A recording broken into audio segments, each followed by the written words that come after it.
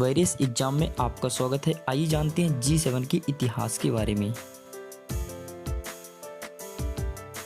हाल ही में अमेरिकी राष्ट्रपति डोनाल्ड ट्रंप ने G7 के 46वें शिखर सम्मेलन को स्थगित किया। इस शिखर सम्मेलन का आयोजन अमेरिका के कैंप डेविड में 10 से 12 जून के मध्य किया जाना था। G7 को एक पुराना समूह बताते हुए इसमें भारत, ऑस्ट्रेलिया, दक्षिण कोरिया और रूस को भी शामिल करने की बात कही है। G7 अर्थात ग्रुप ऑफ 7 में 7 देश जैसे France, Germany, Italy, United kingdom, Japan, संयुक्त राज्य अमेरिका और कनाडा जैसे देशों का एक समूह है। यह एक अंतर सरकारी संगठन है जिसे वर्ष 1975 में उस समय की शीर्ष अर्थव्यवस्थाओं द्वारा विश्व के विभिन्न मुद्दों पर चर्चा करने के लिए एक अनौपचारिक मंच के रूप में गठित किया गया। वर्ष 1976 में कनाडा को और वर्ष 1977 में यूरोपीय संघ को शामिल किया गया।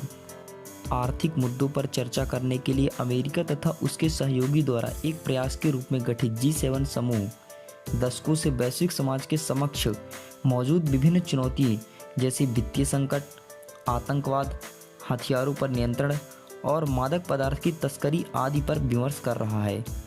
वर्ष 1997 में रूस को इस समूह में शामिल होने के बाद कई वर्षों तक G7 को G8 के नाम से जाना जाता था।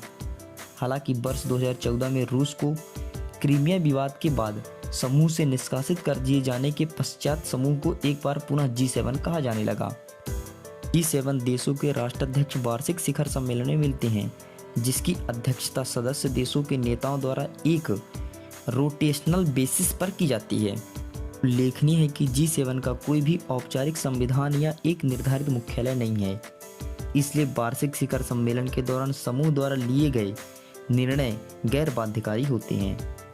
वर्ष 2016 में राष्ट्रपति के तौर पर अपने चुनाव के बाद से ही डोनाल्ड ट्रंप विभिन्न अवसरों पर रूस के वैश्विक रणनीतिक महत्व को देखते हुए उसे पुनः समूह में शामिल करने की बात पर जोर दे चुके हैं।